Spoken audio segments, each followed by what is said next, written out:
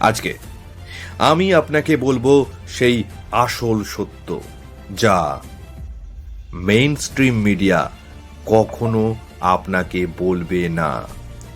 ভিডিওটা শেষ পর্যন্ত দেখুন, কারণ শেষের তথ্যটা আপনার মাথা ঘুরিয়ে দেবে।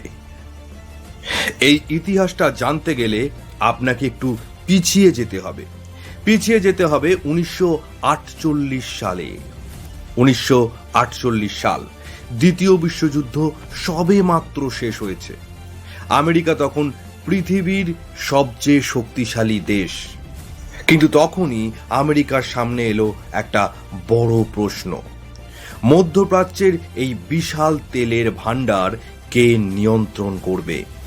সৌদি আরব, ইরান, ইরাক, এই দেশগুলো নিচে আছে মোট তেলের 48%।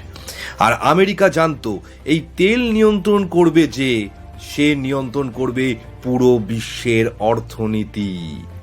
আর তখন থেকেই শুরু হয় একটা দীর্ঘমেয়াদী খেলা।